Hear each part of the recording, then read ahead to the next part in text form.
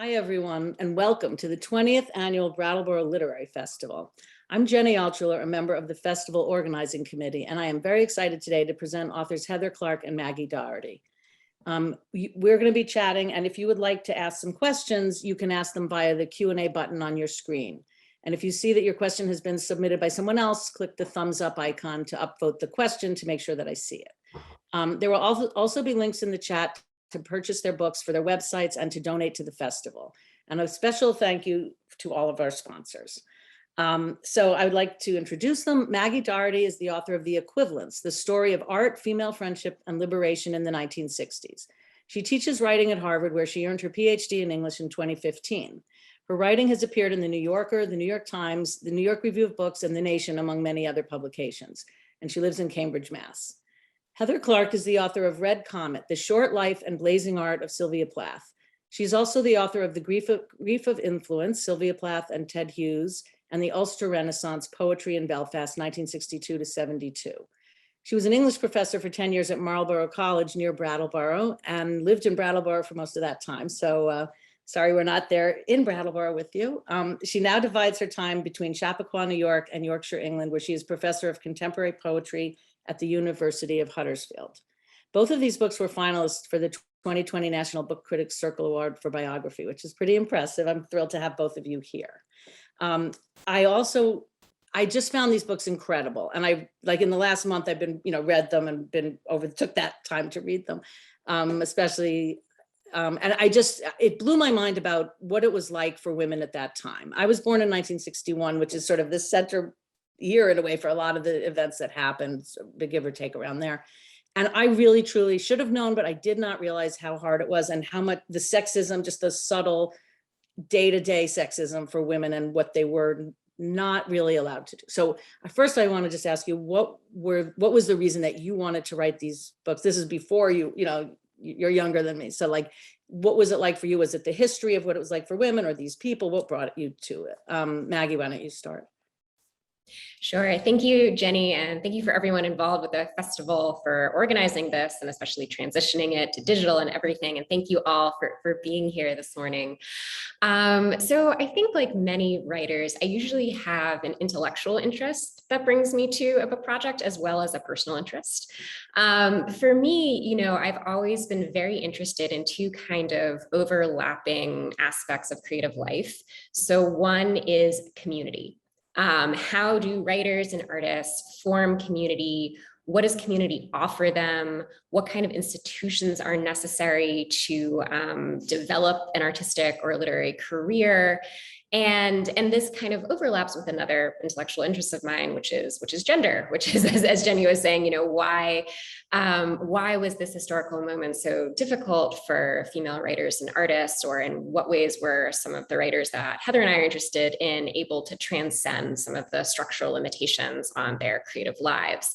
And one thing that I found during my research is that community was often really essential for women who were looking to carve out some kind of creative life and to live in a way that was different from the way that was prescribed by educational institutions, cultural institutions, political institutions. There was a very definite way that middle-class white women were supposed to live in the 1950s and the 1960s. So that was the kind of scholarly or intellectual reason that I was drawn to this period. Personally, I was, at a time in my life, I was in my late 20s, and I was feeling really anxious about the adult life that I was going to be making and the role of friendship in that life. I was living at the time with a group of other women writers. We were very close. We shared our work. We shared breakfast. We had a really tight-knit community, and I was very anxious about losing it. And so when I found my way to this story of a friend group that formed at the Radcliffe Institute for Independent Study in the early 1960s, I was really intrigued by the way that in this moment, women who were in the middle of their lives formed this creative community and formed these deep friendships and these deep attachments. So for me, I write a lot. I write as a critic and essayist and reviewer. I write a lot about other writers, but often when I'm doing so, I'm working through my own personal anxieties or questions. And that was very much what I was doing in this book, kind of trying to figure out how I, as an adult woman, could have a literary life, a creative life, and could have friendships grounded in that activity. Even as I was leaving the moment in life that is really generative for those kinds of relationships. So yeah, that's the kind of two-pronged answer to that question. But I'm curious, Heather, about your reasons. Yeah, I mean, I think that the reason that I sort of decided to throw my hat in the arena and write the 11th biography of Sylvia Plath, and you sort of have to justify this to yourself, right? If you're writing the 11th biography. But I just had felt that Sylvia Plath's name had become synonymous with madness and tragedy and mental illness and suicide, and that she had almost become this cliche, right, of the quote unquote hysterical woman writer. Not amongst academics, but I just felt like in the popular imagination, she was just better known for the manner in which she died than her work. And that just seemed such a travesty to me. And it really made me upset. I felt like it was sexist, because I felt like male writers who died by suicide were not as sort of, there wasn't such a negative emphasis, I felt like, on their choice. So I felt like there was sexism involved, and that, even Sylvia Plath's readers were labeled a cult, right? Where this word cult gets thrown around with Plath. So, I taught lots of classes on Sylvia Plath up at Marlborough, right? Yep. Right up the hill from Brattleboro for years. And so these things just sort of ate at me, and and then I decided that I would try to write a new biography of her once I knew that there was a lot of new material coming down the pike. New letters, that her collected letters were published in 2018, so that was a huge game changer in the field of Plath biography, Plath criticism. New archival materials came to light in 2019. So there were a lot of reasons to pursue a big biography of Plath. In terms of, I was so interested in what you said, Maggie, about starting this book in your late 20s at a time when you're kind of anxious about keeping these women in your life, these women friends, and moving on to a different part of your life. And I guess for me personally, I sort of, by the time I started this book, I had a 3-year-old, and then my son was born 3 years into it. So I was sort of looking to Sylvia Plath as a mother and an example of how did she do it? How did she write these poems with young children? And in a much more isolated world. And I found that as I had children, my world grew much, much more isolated. And I did miss that, camaraderie that I had in graduate school. And so I suppose in that personal sense, I was looking for those kinds of answers. How did you do it as a woman writer and a mother?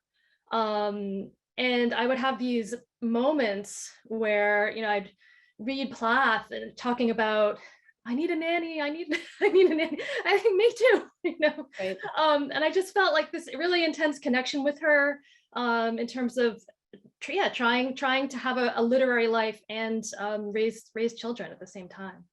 And I think that's still a really hard thing for women.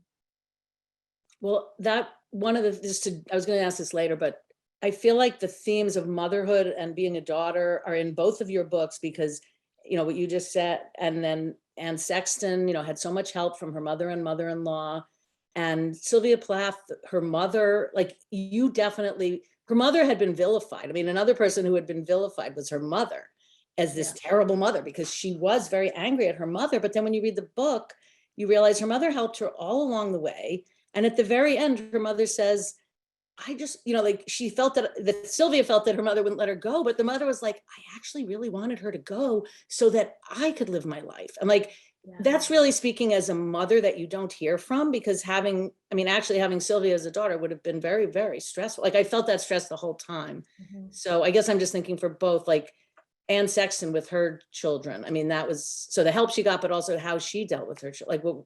that was a big topic for her, right? I mean, Maggie, that.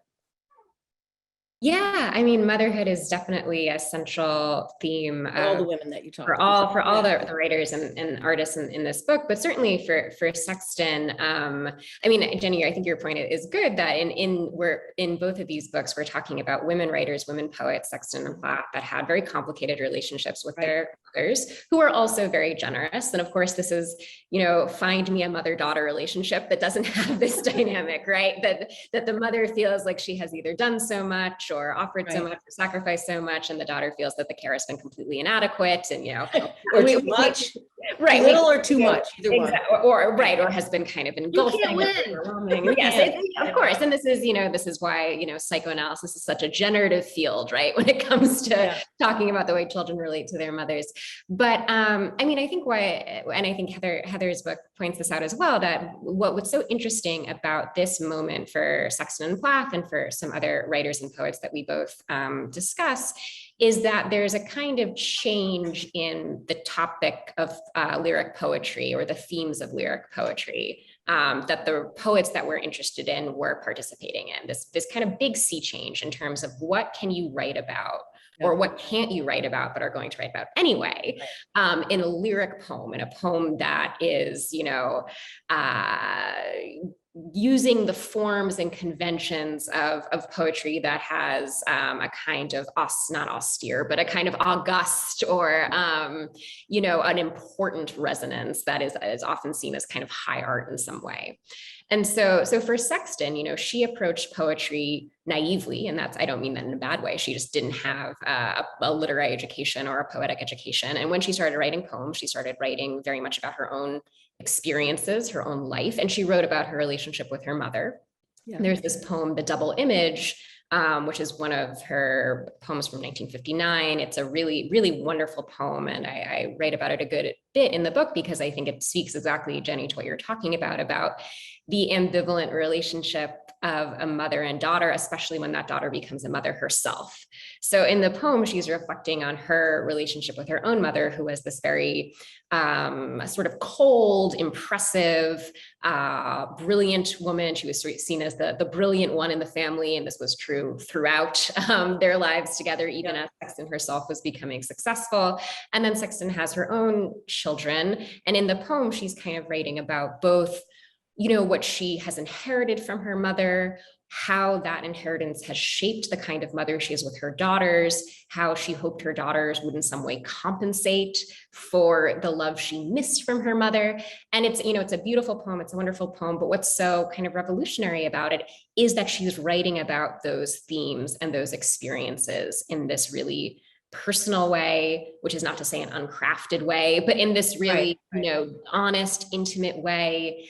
And, she read this class in the poet Robert Lowell's seminar at BU, and he, a very, accomplished Pulitzer Prize winning poet, was so struck by it and so struck by the innovation she was making and the way that she was writing about her own life in this kind of form. So yeah, Heather, I mean, I'd love to hear you talk a little bit about Plath's role in this kind of poetic sea change and the way that motherhood was part of that for her too. Yeah, I mean, Aurelia Plath has traditionally been vilified, along with Ted Hughes, I think, and that she became someone who was blamed for Sylvia Plath's suicide over the years, and Plath herself didn't help that situation in the bell jar, where the portrait of the mother figure is really quite nasty. But the more research I did into Aurelia's life and their relationship, I guess I felt sympathy for her because, her husband died and left her with nothing, no money.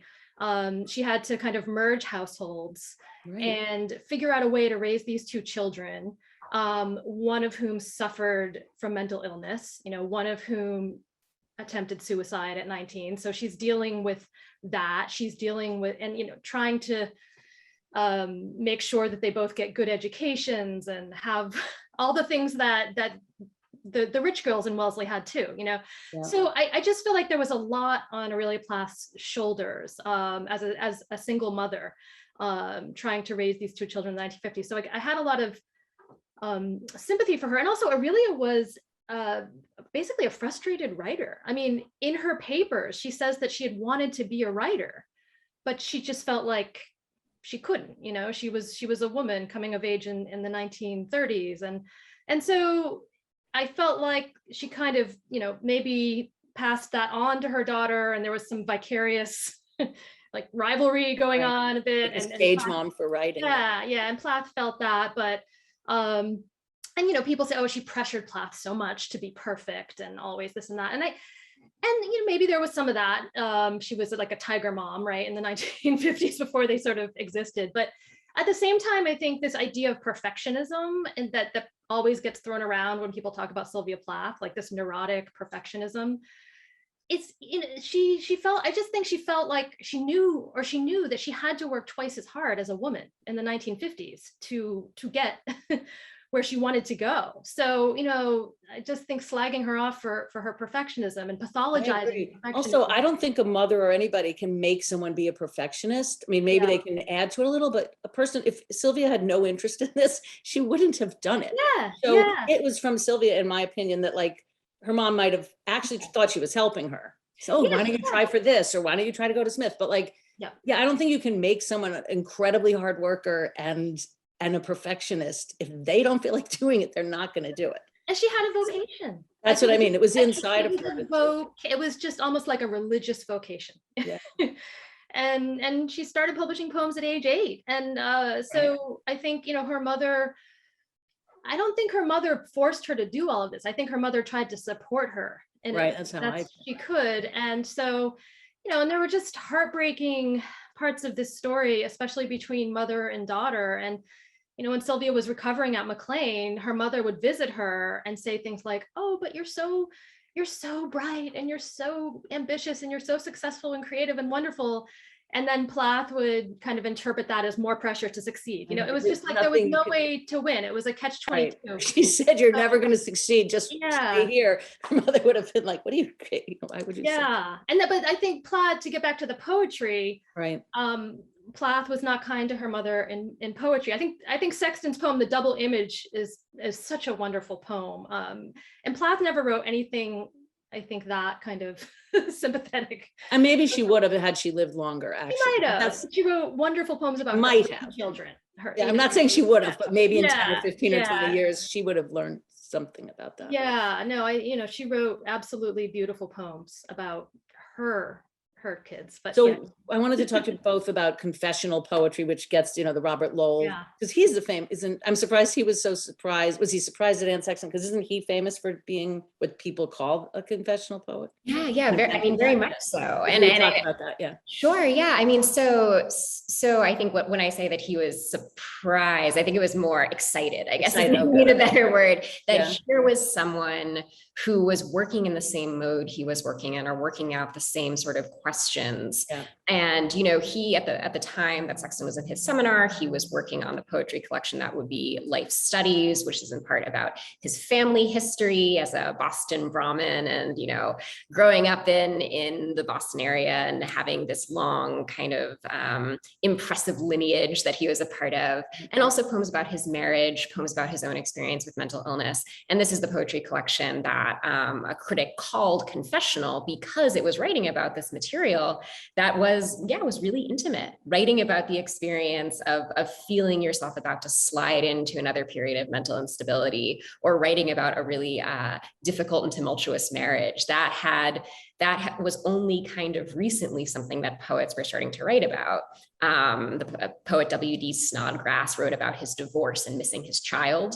And this was, his work was really inspiring, both for Lowell and for Sexton, who read it and thought, wow, this is really powerful. And I didn't realize that you could write about this kind of stuff. So when Sexton and Lowell found each other in this seminar, they had both kind of independently come to this revelation about writing about your intimate life, your family life, your mental life. And they fed off each other a lot.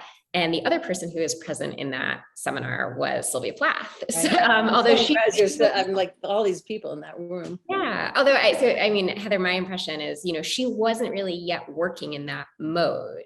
She was still kind of in a more formalist, distant, abstract mode, and she kind of finds that later. Is that your version of it as well? Yeah, absolutely. I increasingly, as I study this period, I'm coming to the belief that I don't know if Sylvia Plath would have gone in the direction that she went in when she wrote the Ariel poems if she had not met Anne Sexton. I mean, I'm really starting to think that that was just such a key moment for her because, well, and also look, Robert Lowell being in that seminar, Robert Lowell, who is a Lowell, right? And from this Brahmin family, as you say. And I think he kind of gave the women, this is going to sound awful, but in a way he gave them permission. Because if Robert, to write about these taboo subjects, because if Robert Lowell is writing about these, Pulitzer Prize winner, I think it gave them space to experiment with this. It was almost like, this is okay, you can write about. Although I think it took more courage for the women, in a sense, to write about mental illness and suicide attempts and institutionalizations and things like that. But Sexton was ahead of Plath in that way. She was less hesitant to tackle those subjects, and I think Plath, reading her poems in that seminar was incredibly inspired. She writes about it in her journal, how inspired she was by Anne Sexton, and I think Plath was sort of amazed by this person who had never been to college and who just had this enormous talent. And in a sense, I think, was it Maxine Kumin who said she thought Anne Sexton, the fact that she had not been to college was actually a positive thing for her because she didn't feel paralyzed by the whole weight of the English literary tradition bearing down upon her, which I think Plath sometimes did because Plath was the A student. Plath could rattle off every reference in James Joyce's Ulysses. In a way, she was like the polar opposite of Anne Sexton, just in terms of being this really, really academic writer. So I think that Sexton's approach just offered her such a freedom to open up her lines and to kind of lose that really metrical meter that she'd had and just experiment. And, Plath remains a formalist. Even Daddy, even poems like Daddy and Lady Lazarus, they're all regular in a sense. The stanzas have the same number of lines. Like there's a rhyme. She never just jettisons form, even in those poems that seem really like free verse almost. But absolutely, I think she learned so much from Anne Sexton. Yeah, it's really interesting what you say, Heather, about the formal stuff, because I think, even Sexton has a really strong interest in form, that she had elaborate rhyme schemes, and she, her poetry isn't, free verse. It's not, she wasn't writing prosy poems in the way that some other poets in the period, Bishop comes to mind, were writing these kind of, they felt almost like reading a short story with, enjambment or something. Yeah. Bishop is my favorite poet, by the way, so that's not at all a knock on her. But I think what you say about Plath, having the weight of the literary tradition because she was this A student, because she'd gone to Smith, I think that's such a great observation about the role poetry had in their lives, that for Sexton, it was from the very beginning, a therapeutic practice. Absolutely. It was something that her therapist, as she was suffering from postpartum depression, had recommended to her. I mean, not to write lyric poetry specifically, but said, you need some kind of educational experience. You need some kind of creative outlet. Why don't you go take a class at the Center for Adult Education? You need something to do with your mind, basically. And what she had found is she watched a public television program about how to write a sonnet, thought that it sounded like a cool game, wrote a few sonnets, and suddenly she was off to the races. And so I think for her, poetry was always this way of grappling with her inner life, was always this, and again, this is not to say that it was uncrafted or not formally rigorous or not artful in some way, but the role it played in her life was a kind of outlet, was a kind of a therapeutic practice in the same way that someone's meditation practice, might be. Whereas for Plath, it does seem like it was associated with achievement in a way.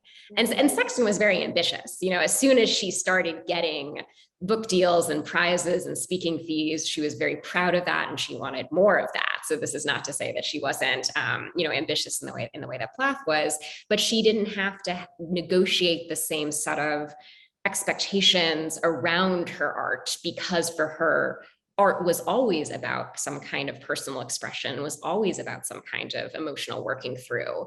And to me, that is something I see a lot in Plath's late poetry, where it does seem like, oh, now poetry has taken on this kind of outlet, or this kind of this space for, working with and working through one's emotional life, in addition to gaining a public audience, or in addition to. Actually, there's a quote from Ted Hughes at the very end where he said, maybe it's after or either way, but he says Sylvia wasn't formally writing, like using like each word as in a painstaking way. She was actually, it was pouring out of her, more like what you're describing than sort of sitting there. You often talk about like she would have the thesaurus, that she needed a thesaurus. That's like very painstaking in a way to write the poem in a different way than like letting it. But do you consider them confessional poets, or do you not use that word, or do you not? What do you think of that term? Either of you? I have sort of mixed feelings about it, because it is a convenient label in some senses. But I also think that for women poets, especially like Sexton and Plath, who struggled with mental illness, it can be a bit reductive. And I think their commitment, both of them, their commitment to the formal aspects of poetry. And then, like you said, Maggie, Sexton was also a formalist. I mean, she was really intent on rhyme schemes, and I was surprised to the extent, she was, as I learned more about her. So yeah, I think that their poetry can sort of be reduced to just this like impulsive cry from the heart. And the sense of artfulness gets lost in the confessional label, and the sense of irony. I mean, I'm always telling my students that, Plath is not her speakers. There's an ironic distance there between Plath and Lady Lazarus, or, Plath and the daughter and daddy. And yes, there are autobiographical elements in the poem, but there's so much myth. There's so much, there are references to classical heroines. And I think actually she uses almost like more modernist techniques, right? To almost shield herself from what the speaker is saying. And I always talk about her last poem, Edge, which is almost like people have compared it to a posthumous suicide note. It's a poem about a woman who is lying dead with her 2 children. In this sort of spectral tableau. It's a surreal, sort of beautiful, but eerie and disturbing poem. And people read that almost like a suicide note. And I point out in the book that actually she's drawing from W.B. Yeats, D.H. Lawrence, Shakespeare, Giorgio de Chirico's art. I mean, it's such an elusive poem. There's so many literary and artistic references in that supposedly like really confessional poem. So, and then one more thing I'll say about confessionalism is that Sylvia Plath actually met the man who coined the term confessional, and the critic Rosenthal. So she met him at a dinner party in London in the early 60s. And he said that they talked about the idea of confessionalism, the actual term. And she told him that, well, there's no use in writing about your own life unless you can make it transcend your own life. You have to make it universal, she said. So I found that's really fascinating. When I came upon that interview in the archive, I was like, oh my God, to hear Sylvia, to overhear this conversation between Sylvia Plath and the man who coined the term confessional poetry was like just a really exciting moment for me as a researcher. Yeah, that's such a good point, Heather, about the speaker is not the author of the poem, and the way that persona, I think, was so important to both of these poets, that both of them performers, right? Yeah, very much so. Yeah, both performers. Yeah. And so that the eye of the poem is not only not their eye, but is a persona that they may have crafted in order to speak this particular these particular lines. I mean, I do think the persona is related to the person. It seems like there are different sides of them or different aspects of their personality that they wanted to heighten in some way in creating these personae. But that is such an important reminder not to see it, even as the poetry might have been pouring out of them at different moments. It wasn't a kind of straight line from who they were to the speaker of the poems. Yeah. Is there a different term you would use, or just poets? I mean, maybe you don't need maybe we don't need to add anything, just they're poets, not confessional poets, not something else. I mean, the term confessional poems doesn't especially bother me, I would say. I mean, I think, it is useful to, I think this is something critics inevitably do. It's something I do as a critic is, periodize or group or link by theme. And I think there's something intellectually useful about that. I think there's something historically useful about that. And I think, I think for me in writing this particular book, I did see that there was something really politically useful about the term confessional poetry. Even if this wasn't necessarily something that someone like Sexton intended by writing poems about her life as a woman, the idea that as women in the 1960s, you could talk about things that you weren't supposed to talk about was politically really galvanizing. This is something that was going on in consciousness raising circles. This is something that was central to what we think of as the second wave of feminism in the US, was this speaking out, was this breaking of taboos. And so for me, I think there is something, that was, for readers, at least in this moment, something really valuable about thinking of this poetry as confession in the sense of transgressive, I guess, in a sense of breaking through boundaries about what is acceptable to talk about. And so I think as Heather had been talking, there are ways that term can kind of overshadow some of the literary or formal aspects of the poems. But I also think that it has a function for this particular poetic moment or this particular political moment. So I guess I'm of two minds about it. I'm not ready to throw it out entirely. Okay, no, I just wanted to know. So Sylvia, we're really talking more like the 40s and the 50s because she died so early in the 60s, whereas Anne Sexton, your book sort of is in the 60s. So Sylvia never really got to that point. Like, so she sort of like maybe I mean, it was before, I know that Betty Friedan's book came out just right when she's 8 days after. Yeah, about a week after she died. She died. So like, it's just interesting. I feel like the whole trajectory of both books, feminism, like, and it's just a long period of like, what was it like in the 50s is very different than the late 60s or 70s. Yeah. And then the question of, would they have considered themselves feminists, which is just something I've read in a few places that they wouldn't, in your books, that they wouldn't have, even though feminists have taken them on as people that help them. So whoever wanted to talk about that, Maggie or Heather, are they feminists, or would they have considered themselves feminists? I mean, yeah, it's again, it's sort of, I'm not willing to say yes and I'm not willing to say no emphatically. I think that Plath herself, she has a complicated relationship to sort of what we now think of as modern day feminism. I mean, she kept reassuring her parent or her mother over and over again that she wouldn't become a career woman. She called her Cambridge female professors grotesques, because they were career women.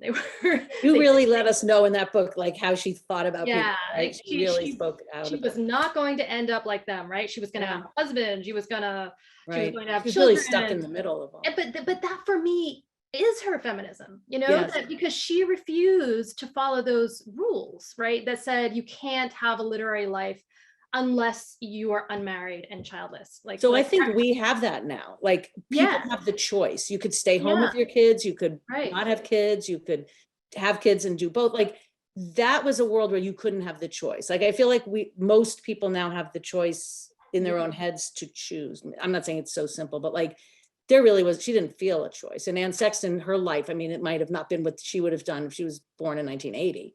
The way her life was, just being home and swimming in her pool, which she enjoyed, but like, it wasn't her, what she would have wanted for her whole life, if she had choices.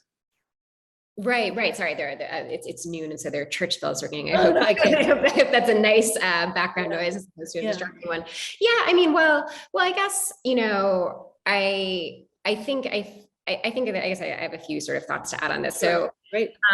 you know, I think we're clear that the politics that animated the poetry is different from the politics of the readers who received the poetry. Oh, That's, you know, this is very, very common for, you know, the status of a work of art or the life of a work of art. Once it departs the artist, it takes on different meanings and means different things to different groups at different historical moments, etc.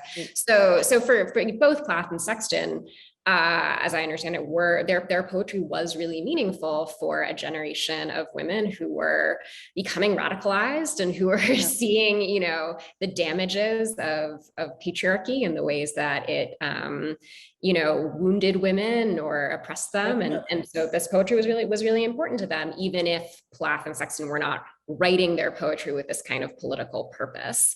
And this is, you know, I think this is something that another writer in my book, so my book has 3 writers in it, as well as 2 visual artists, the writer Tilly Olson, who was a very close friend of Sexton's and was a socialist, a communist for a long period of her life, and a feminist. She and Sexton, even if Sexton wasn't herself, you know, was not radicalized into feminism completely, through her friendship with Olson, she did start to understand some of the political ramifications of her life and some of the ways that what she was writing about, or even what she was reading, you know, Edna St. Vincent Millay, or reading Sarah Teasdale, or reading these writers that she felt kind of ashamed of liking. When she talked to Olson, Olson said, no, that these are wonderful writers, you know, don't be ashamed for liking women's writing. Actually, there's a long tradition of feminist thinking about literature. And so she did end up having, I think, a more political awareness, in part through that friendship. And I guess the last thing I'll say, and I'm curious, Heather, what your thoughts on this are. I think we sort of started this conversation by saying, oh, this historical moment of the 1960s, so different from our own moment, and so challenging for the women that we wrote about, which is of course true. There is incredible distance between, you know, over the last 50, 60 years, between the moments of our working on these books and the time during which these women were living. But at the same time, I couldn't help but think that, you know, there's actually less distance than I might have expected. You know, Jenny, when you say, oh, so many of us have the choice. Well, no, I think I meant in their heads. I actually more mean in your head, but then the reality might be the same. But if a person is in college, they could feel like, I'm going to do this and do that, or I won't do that. But like, so I didn't mean to simplify it to that level, but like, at least in thinking about, like, I don't even think Sylvia could think about the idea of not having kids and not getting married. Right. No. Yeah. Completely. Hard for her. That's all. Well, and I don't mean hard, but like, it was so ingrained. Whereas I don't know, maybe I'm told, maybe I'm simplifying it too much. No. I think you're completely right. And that, it's a little better. Let's say that. It's a little or what's striking, and I think maybe this is what you're speaking to, is what's striking is in the moment of the 1950s and 1960s, there's this Eve Sedgwick line about all institutions speaking in the same voice at Christmas. And that's what's kind of terrifying about Christmas, is all the institutions are all saying the same thing.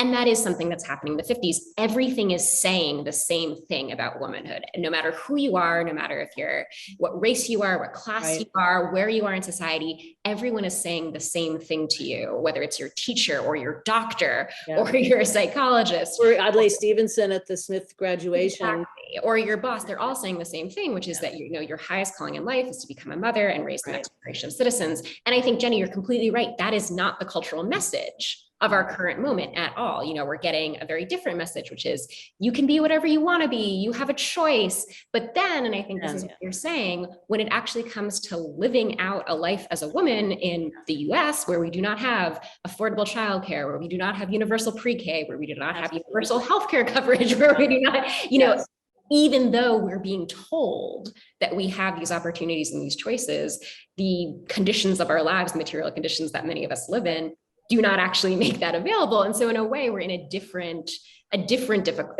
difficult moment. Is that right? You're totally right. Yeah. Yeah. I don't know, Heather, what do you think about the distance between the 60s and now? I mean, obviously it's a lot better in many ways. And Plath didn't have the opportunity to live through second wave feminism. So I think about Adrienne Rich, and, you know, she was someone who, like Plath, wanted to settle down and have children. You know, she kind of she married Alfred Conrad and had 3 sons and took on all of the housekeeping and the childcare. And then second wave feminism came around and boom, she said, I was sleepwalking and I woke up. And then she became, you know, the Audrey Rich we know. But I always wonder, would that have happened to Plath as well? You know, would she have become more involved in the women's movement? Because, you know, if it had woken Rich up and Rich had sort of, you know, she had a similar life in a sense to Plath in the 1950s. So I do wonder if Plath would have become more politically involved if she had lived through second wave feminism, but who knows? And not that they needed to be politically involved either. I mean, I'm just saying, no, because writing, right? Writing itself was very political. I always say, like, was a political act for Plath, because she lived in a society that did not encourage female artistic ambition in any way, shape, or form. And so that was her feminism, to say, no, I am going to have a family and I am going to keep writing. And I'm not going to be like Marion Moore and Elizabeth Bishop, and I'm going to have it all. Like, she wanted it all before that became a feminist catchphrase. Right. So in a way, I guess she was a proto-feminist. And I completely understand why later generations of women look up to her as somebody who was already laying the groundwork for the women's movement, you know, well before. So, and in my own personal case, yeah, I just think it's very, I wish that we had, you know, paid maternity leave and easy access to childcare. I think it slows a lot of women down in their careers, definitely, especially once they have children, because that's really kind of the crush, right? Because whose career is going to take the back seat? And who is the one who is going to be taking the kids to all the doctor's appointments and the dentist appointments? Who's going to be buying the socks? Who's keeping track of I admire you both for doing, I mean, I have a PhD in psychology, and when I had my first child, I sort of got off the track and have done other things since then, a lot of other interesting things, but it was too, like, I know that being an academic is extremely hard in that, you know, in general. So yeah, well, I used to have to, I mean, when I was teaching at Marlboro, I would, because we were living in New York City, and I would take my 6-month-old infant up from Brooklyn to Marlboro in the car, you know, 4-hour drive or whatever, through the snow. And I mean, it was crazy. So like the things that I had to do, looking back, not Marlboro's fault, but just, I know, but you know, it was nuts. And I just read an op-ed in the New York Times the other day by a playwright. Was it Teresa? Oh, Rebeck, yeah. Yeah, about how bad it is female playwrights, and just I know how sexist that industry still is. And you know, it was appalling. And I just thought, God, have things really changed? Okay, so we've now decided not changed. So everyone should read these books even more, because you're going to learn about then and now. I wanted to talk to you about your research. I want to make sure there's time for that. How you both went about doing that, and just describe it. So Heather, why don't you tell us first? Yeah, so I had already written a book about Sylvia Plath and Ted Hughes before I embarked on the biography, and I'm someone who's very interested in Ted Hughes's poetry as well, and I actually see, you know, I think Ted Hughes had a kind of almost similar philosophy in terms of breaking through, and he was very much like Robert Lowell in the sense that he wanted to change British poetry, which he thought was too genteel and too kind of safe, and so Plath had, like, you know, Lowell on one side of the Atlantic and Hughes on the other. So I'm just fascinated by that marriage, by the intellectual relationship the two of them had. Anyway, so that was the first book, and that kind of led that, I guess that gave me the confidence to tackle a longer biography of Plath. And because I felt like I'd read all the critical articles and books and all of that. So I went to all the archives, I took thousands of photographs. I brought it all home, and I worked full time on the book for 8 years. I actually left Marlboro in 2012, partly because it was just too hard with children to keep I had tenure. I gave up tenure, you know, which people thought I was absolutely crazy to do. But I said, I just can't do this anymore. I can't have children and have this crazy commute. And I was exhausted. So, so I gave up tenure and just wrote. And I had a fantastic time doing it. I went from cradle to grave. I did not have a wonderfully fancy, innovative way of research or writing. I just I attacked it chronologically. I know some people start at the end.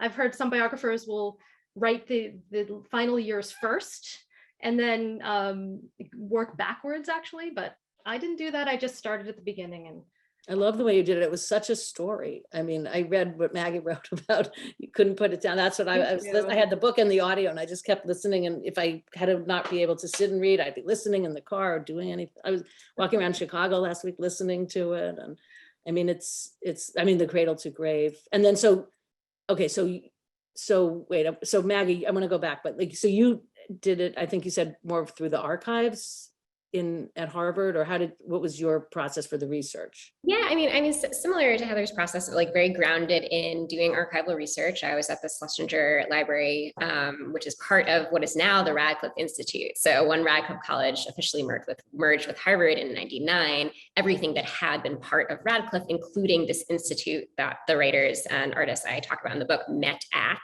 all became part of the broad Radcliffe Institute, and includes this wonderful library of women's history. Schlesinger, it has, Betty Friedan's papers, June Jordan's papers, June Rich's papers, and it had the records of the Institute where the women I discussed in the book had met.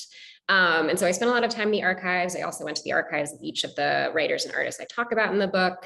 But, I think like Heather, my challenge was less about in doing the research, although there were challenges in terms of getting to Stanford and, finding a place to stay and finding enough time to do it. That's a huge thing when you're working, full time as I was and continue to. Finding time to do this research is really challenging. But really it was the structure. It was actually writing the book and figuring out, when you have this wealth of material, how do you put it together? And in my case, because I'd made this slightly, ambitious decision to write about 5 different people.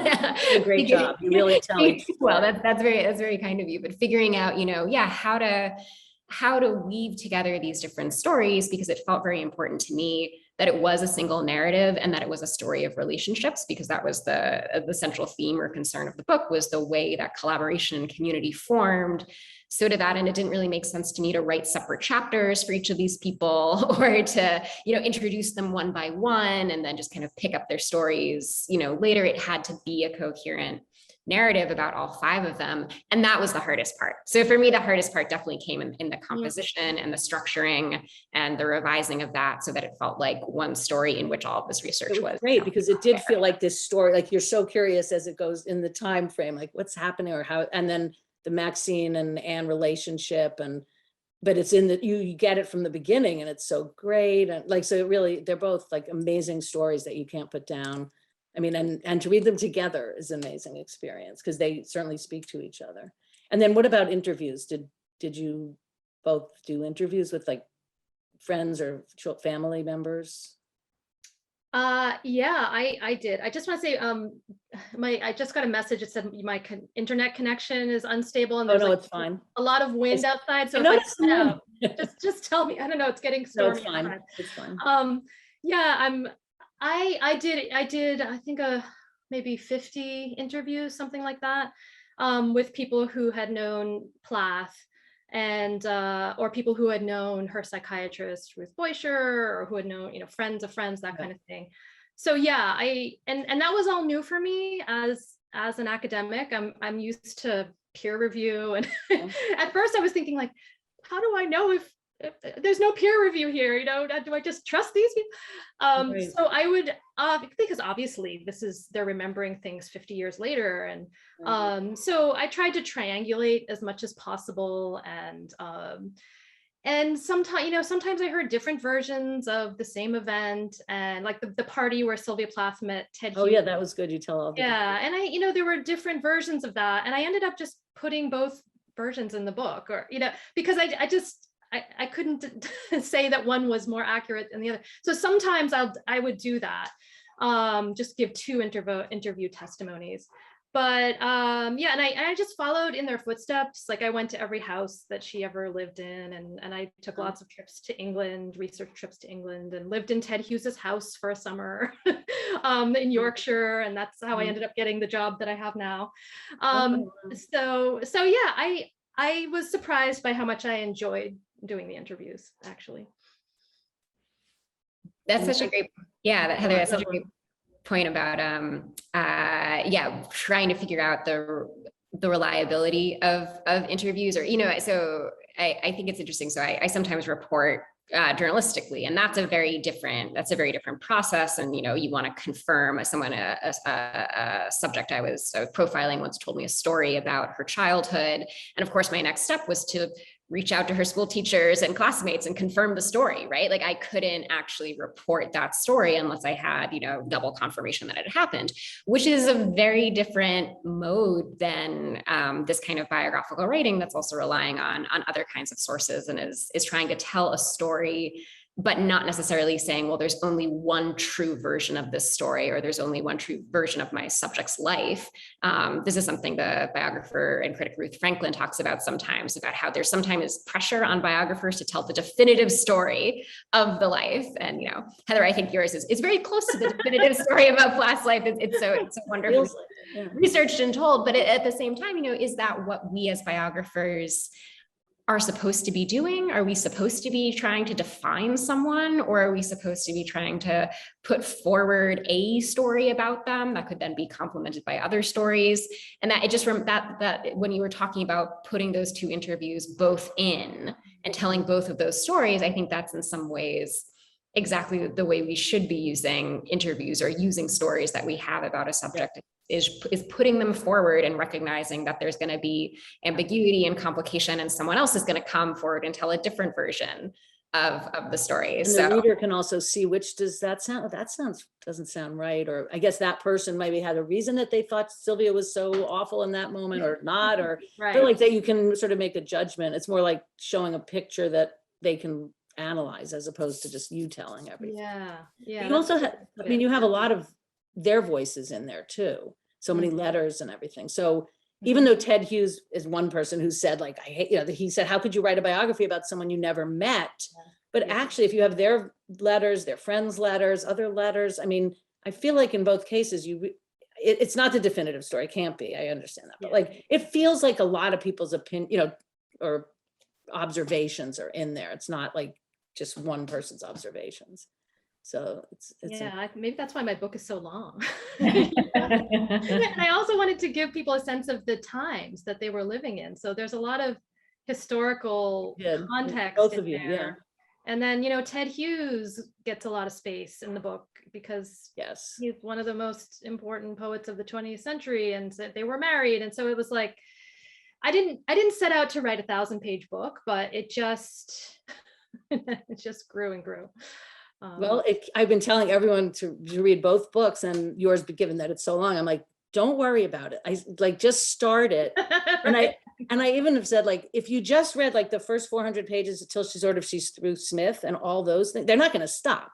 But if they just don't want to feel like it's, too big, each one has like, each book has like just parts that are so interesting that, not that people shouldn't finish a book, but like they should start, and then they won't be able to stop, is my thinking. So, and you can read it over like 5 years if you want. That's the nice thing about biographies. You can kind of dip in and dip out. And well, I read them both quickly for this, so it was actually, not, as I said, you can't read them that quickly, but in a compressed time. So it was very meaningful and very intense, really, to read both in such as, like a month or whatever. It was very intense. So thank you so much. I think we actually only have like another minute or two. So unless do you have any things you wanted to add, or I think we hit on a lot of topics. Oh, I wanted to ask you, was it hard for you to let go of these characters at the end? Like, or were you relieved to be done? But like, or was it like, because if I feel like this, just from like reading both books in this compressed period, like what was it like to go through this for a long time? You want to start, Maggie? Yeah. Sure. I mean, so I once heard someone say that all writers have a metabolic rate, like a certain metabolism, and that dictates the kind of writing they do. So I have a friend whose nickname in graduate school was Rabbit, and he has a very fast metabolism, and he now works at the New York Times. Well, So like yeah. his sort of metabolic rate is that daily rate, that sort of short rate. And then there are people Yeah. who, can really stick with a project as Heather did for years and years and years.